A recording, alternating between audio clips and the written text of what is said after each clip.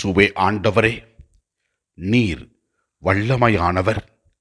எங்கள் நோய்களையும் எங்கள் வேதனைகளையும் அறிந்து குணமாக்குகின்ற இறைவனாக இந்த உலகத்தில் வாழ்ந்தீர் என்பதை தெல்லம் தெளிவாக லூக்கா 6ஆம் அதிகாரம் 18ஆம் இறை வார்த்தை விளக்கி கூறுகிறது. நாம் இவ்வாறு வாசிக்கின்றோம். அவர் சொல்வதை கேட்கவும் தங்கள் பிணிகள் நீங்கி நலமடையவும் அவர்கள் வந்திருந்தார்கள். தூய ஆவிகளால் தொல்லைக்கு உள்ளானவர்கள் குணமானார்கள் என்று கூறுகிறது. இந்த வார்த்தைகள் நமக்கு மாபெரும் உண்மைகளை வெளிப்படுத்துகிறது.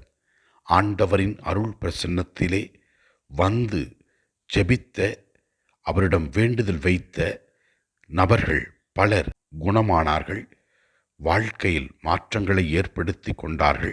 இறந்தவர்கள் உயிர் பெற்றார்கள். நாமும் நம் வாழ்க்கையில் இருக்கிற எல்லா விதமான தேவைகளையும் இந்த இறை வார்த்தை நம்பி ஜெபிப்போம். கண்டிப்பாக நாம் நம்பி ஜெபிக்கும் பொழுது இறைவன் நம் நம்பிக்கையை முன்னிட்டு நமக்கு தேவையான எல்லாவற்றையும் செய்வார்.